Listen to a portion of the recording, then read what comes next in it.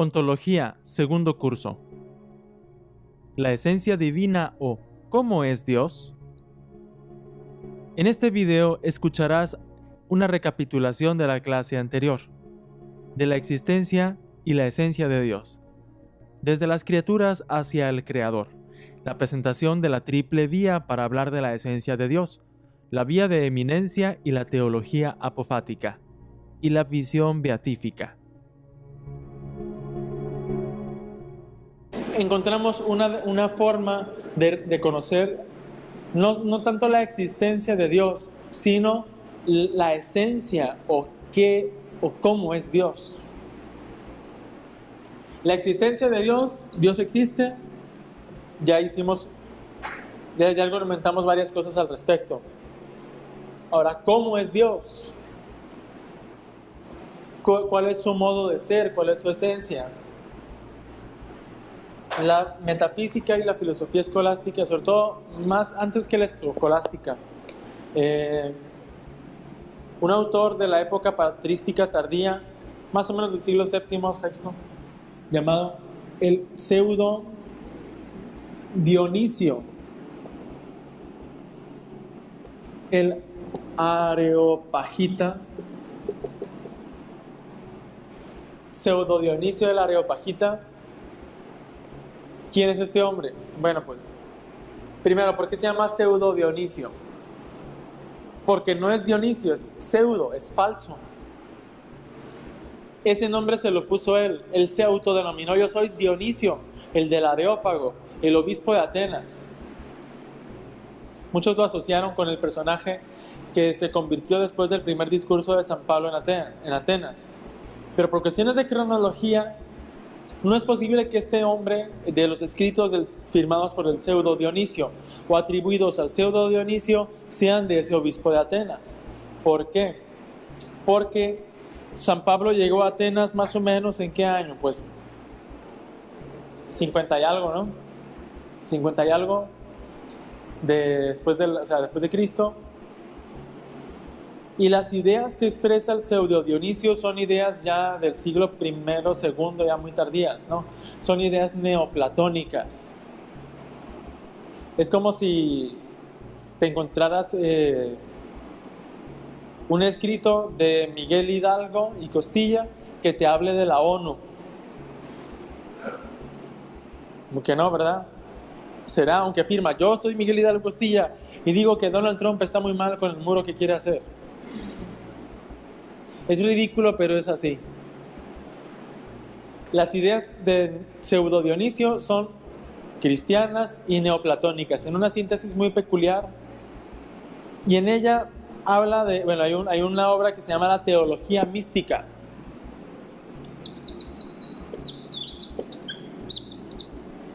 No pinta esto, ¿eh? Ningún plumón pinta aquí, que trombo.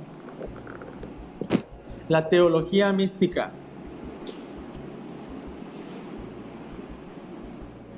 Allí nos propone una estrategia para conocer la esencia de Dios, pero ¿cómo hacerlo? Primero que todo, reconociendo que no sabemos cómo es Dios. A Dios nadie lo ha visto nunca.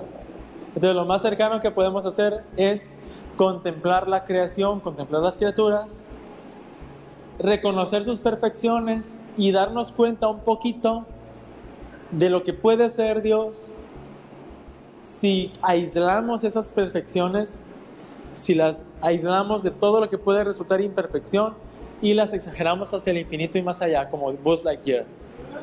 Y listo. Por ejemplo, a ver, dime una buena cualidad que pueda tener el mundo o cualquier criatura. A ver. Movimiento. El movimiento. ¿A qué te refieres con el movimiento? Capacidad de moverse. Capacidad de acción. Ok. Primer paso, afirmación. Apunten esto, por favor, va a venir el examen. Si las criaturas tienen capacidad de acción, ¿cómo no la va a tener Dios? Por tanto, en Dios existe capacidad operativa, Dios tiene poder activo, Dios tiene potencia activa. ¿Ok?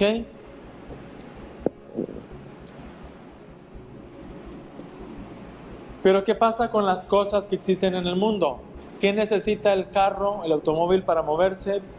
Gasolina, batería, un chofer, llantas. Y después de estar operando mucho tiempo, ¿qué le pasa al carro? Se gastan las llantas, se acaba la gasolina, se necesita cambiar el aceite. Entonces su capacidad de acción implica desgaste. ¿Eso es muy bonito? No.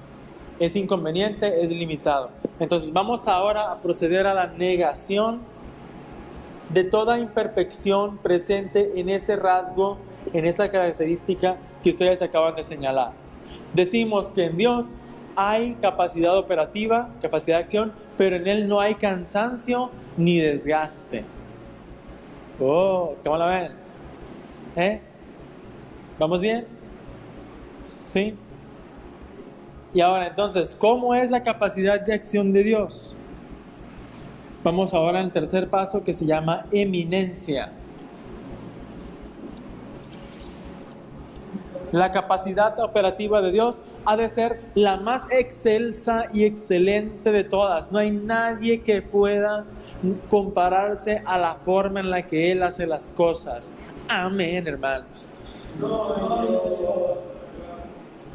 También como tú. Está como el catequista sangrón.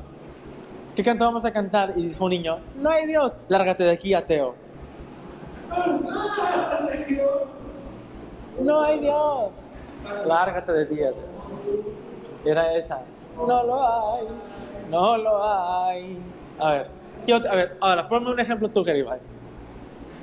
Una buena cualidad que hay en las cosas, en la creación, en el mundo chulo que ves alrededor, o en la gente.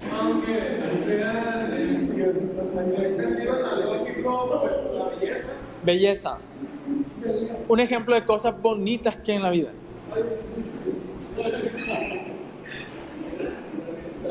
La belleza. ¿De qué? ¿O de quién? De un artista. La belleza de una familia, de una persona. Vamos a ver, la belleza de una familia. Qué bonita familia. Qué bonita familia. A ver. Qué bonita familia. Dios es muy bello. Si una familia humana en este planeta Tierra, que es casi nada, en todo el universo, tiene esa belleza, ¿cómo no la va a tener Dios? Entonces Dios es bello. Afirmación. Negación. ¿Qué pasa con una familia bonita? Diría la mamá. Llegan las nueras. Diría el papá. Llegan los yernos. Bueno, la gente envejece, se va desde la ciudad a otro lugar, los abuelitos se mueren, y entonces hay también de repente los hermanos se pelean, se reparten la herencia, etcétera, cosas. Entonces, bueno, la familia ya dejó de ser bonita. Entonces, toda la belleza humana se marchita. Todas las cosas bellas de este mundo son bellas en su grado de esplendor o en un clímax, y a partir de ahí todo empieza a bajar. Pregúntale a la bruja del cuento de la Blancanieves, ¿no? ¿Qué trauma la bruja del cuento de la Blancanieves? Cada vez que se despertaba, llegaba al espejo y decía, espejito, espejito, ¿quién es la más buena del reino? Entonces decía, tú, reina, tú eres lo mejor, tú eres lo máximo. Pero en el momento en el que una de las doncellas del reino llegaba a la plenitud de su juventud y llegaba a ser la más bonita del rancho, ¿qué hacía la reina? La mataba y fácil, y ella seguía siendo la más bella del rancho porque mataba a todas las demás. Entonces, esa es la limitación que hay en la belleza, por un lado. Y por otro lado, la belleza de que en gustos se rompen géneros, porque la belleza también depende de la apreciación del objeto, del gusto que tenga la persona, y a veces lo que es bello en una época es gacho en otra. Pregúntale a Cristóbal Colón con sus pantalones abombados, ¿no? Y sus leotardos así.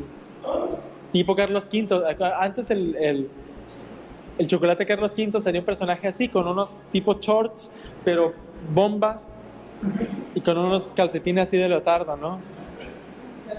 En una época pasaba ese vato, bajaba de su caballo o de su carruaje y las doncellas, ¡ah, qué sexy! Y ahora es como que pinche gay, ¿no? Entonces, o sea, no, ya deja de ser bello, ¿no? Ya no se aprecia así. ¿Dios tendrá esos inconvenientes? No los tiene. Entonces, por tanto, el segundo momento, negación. Negamos que Dios deje de ser sexy, perdón. Negamos que Dios deje de ser bello porque en Él la belleza es wow. No hay nadie como, o sea, la hermosura de mi Señor. Chun, chun, chun. El canto, ¿no? Nunca se agotará. Y no canten la de No canten, por favor, la canción esa. No. No. No. Me derrito. Yo soy el que me derrito.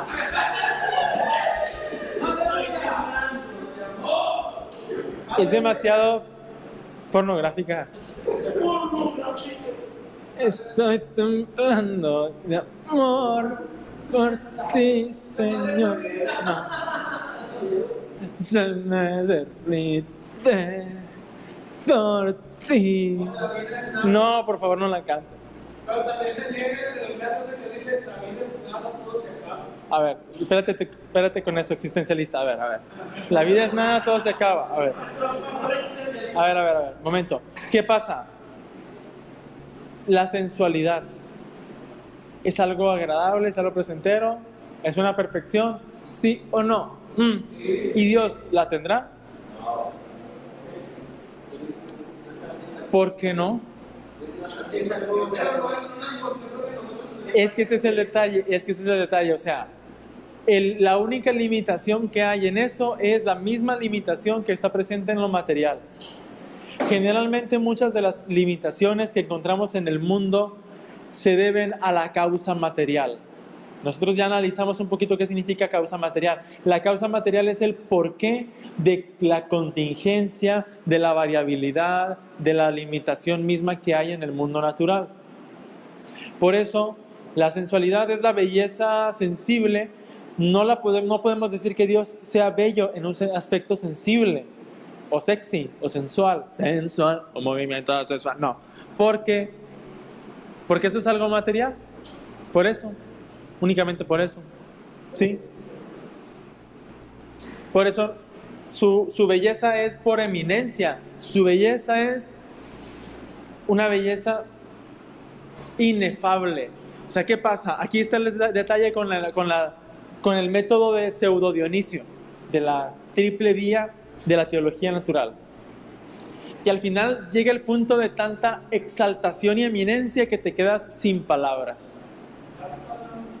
Y allí es cuando ninguna palabra, o sea, ya te quedas ya callado y como los serafines en la presencia de Dios, tapándote con las alas los ojos porque no puedes ver tanta tantura que tiene Dios. Tanta perfección, belleza, asombro, en fin, todo aquello. Y es cuando se te derrite el corazón, como le dice la canción, ¿no es cierto? Entonces, ya tienen aquí un método, una estrategia clásica para hablar sobre Dios. Dios es Padre, ¿sí o no? Sí, pero ¿es Padre como el padre alcohólico de aquella película, de aquel barrio que yo conocí? ¿Es Padre como aquel padre que a veces llega estresado a su casa y tiene el derecho de no pelar a sus hijos porque está estresado, pobrecito? No. Entonces quitamos todo lo negativo que pueda tener ese padre y entonces ¿qué te queda? Pues te queda un papá Dios. No me sale decir papá Dios. No puedo, o sea, no me aguanto la risa, perdón. No es mi estilo decir papá Dios. No, pues digo Dios.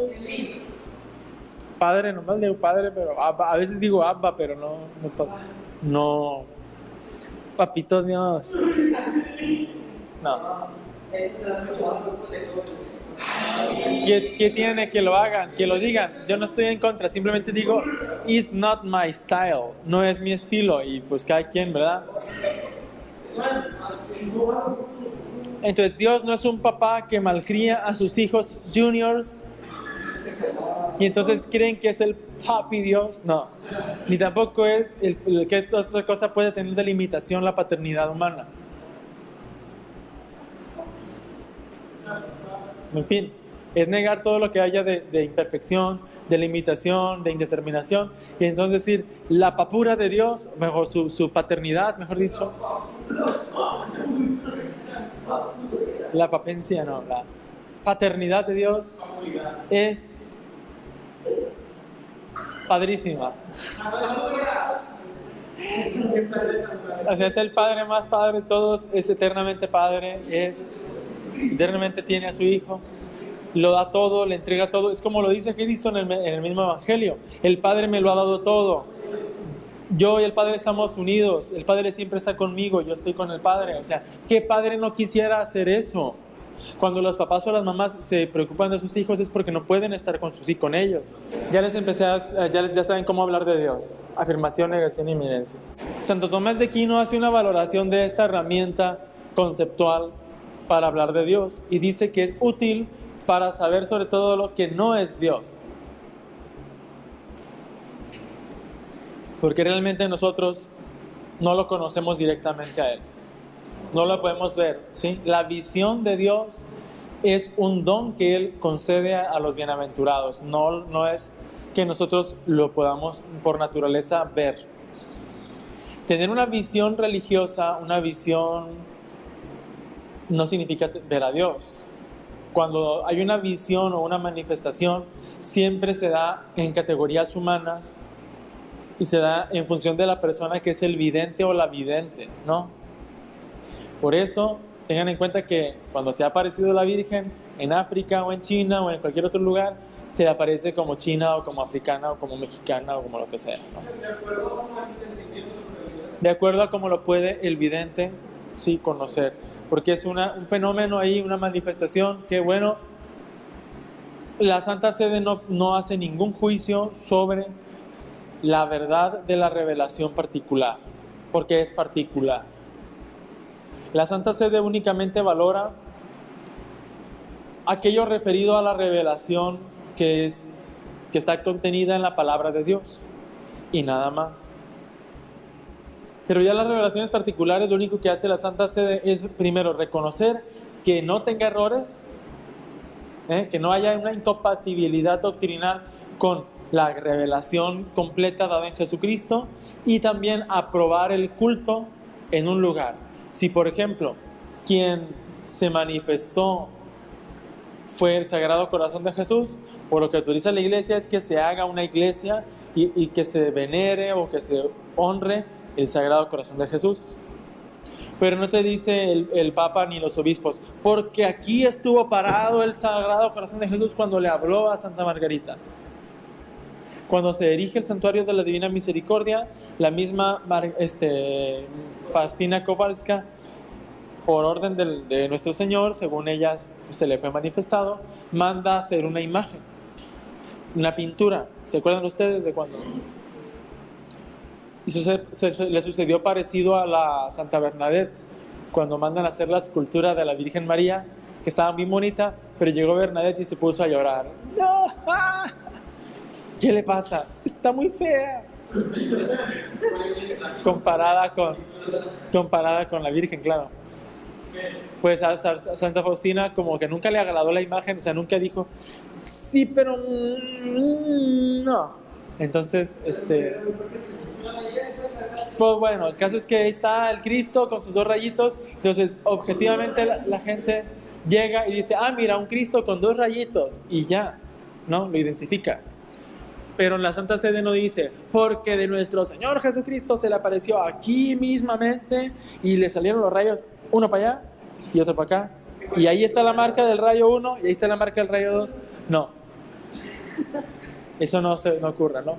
Lo único que hace es aprobar que se dé el culto a la divina misericordia, y se revisa que no haya errores doctrinales en ese mensaje o en esa revelación particular, y nada más. ¿Y todo eso a qué venía? Me hicieron salir del tema. La vía de eminencia. A Dios, al final, el don de verlo a Él, es un don que Él concede, se llama la visión beatífica. Por nuestras propias facultades no podemos verlo. En orden de la vía contemplativa, porque miren, esto es un conocimiento racional sobre Dios, es un conocimiento según el Logos. Las 5 vías de Santo Tomás de Aquino, que las voy a intentar explicar mejor que la vez pasada, el viernes próximo, también son un conocimiento racional, es un conocimiento según el Logos. ¿Cómo proceden las 5 vías? Nosotros captamos ontológicamente propiedades de la realidad o principios de la realidad, y de manera deductiva, de manera racional, hacemos un enlace, un argumento que nos diga que pues el mundo está en dependencia o en apertura hacia Dios, y así se demuestra la existencia de Dios.